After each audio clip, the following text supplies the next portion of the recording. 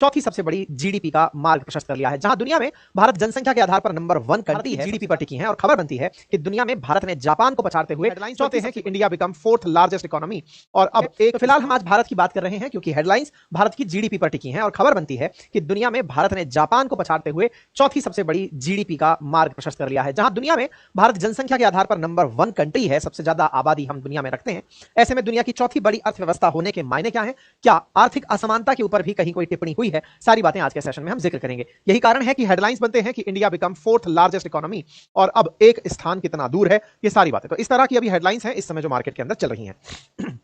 भारत चौथी बड़ी अर्थव्यवस्था बना क्योंकि इंटरनेशनल मॉनेटरी फंड यानी कि आईएमएफ ने अपनी तरफ से जानकारी देते हुए यह बताया कि भारत जापान को पीछे सरका चुका है। इसी के साथ साथ नीति आयोग भी इसके साथ साथ काफी सारी बातें कहते हुए है। नीति आयोग का मानना है कि भारत को अगर और तेजी से आगे बढ़ना है, तीसरी अर्थव्यवस्था बनना है, तो राज्य स्तर पर कार्य और अधिक करने होंगे और डिसेंट्रलाइज्ड तरीके से यानी कि राज्य से लोकल गवर्नमेंट तक काम पहुंचना होगा और जब काम वहां पर पहुंचेगा तो उसकी वजह से कार्य में विस्तार होगा। नीति आयोग के सीईओ की तरफ से इस विषय पर भी अपनी तरफ से बयान आया। साथियों, इस बयान के साथ हम आगे बढ़ेंगे, लेकिन भारत की जीडीपी पर टिकी है और खबर बनती है कि दुनिया में भारत ने जापान को पछाड़ते हुए चौथी सबसे बड़ी जीडीपी का मार्ग प्रशस्त कर लिया है। जहां दुनिया में भारत जनसंख्या के आधार पर नंबर 1 कंट्री है, सबसे ज्यादा आबादी हम दुनिया में रखते हैं।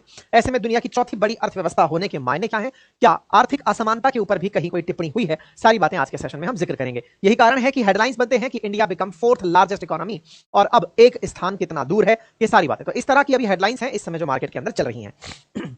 भारत चौथी बड़ी अर्थव्यवस्था बना क्योंकि इंटरनेशनल मॉनेटरी फंड यानी कि आईएमएफ ने अपनी तरफ से जानकारी देते हुए यह बताया कि भारत जापान को पीछे सरका चुका है। इसी के साथ साथ नीति आयोग भी इसके साथ साथ काफी सारी बातें कहते हुए है। नीति आयोग का मानना है कि भारत को अगर और तेजी से आगे बढ़ना है, तीसरी अर्थव्यवस्था बनना है, तो राज्य स्तर पर कार्य और अधिक करने होंगे और डिसेंट्रलाइज्ड तरीके से यानी कि राज्य से लोकल गवर्नमेंट तक काम पहुंचना होगा और जब काम वहां पर पहुंचेगा तो उसकी वजह से कार्य में विस्तार होगा। नीति आयोग के सीईओ की तरफ से इस विषय पर भी अपनी तरफ से बयान आया। साथियों, इस बयान के साथ हम आगे बढ़ेंगे।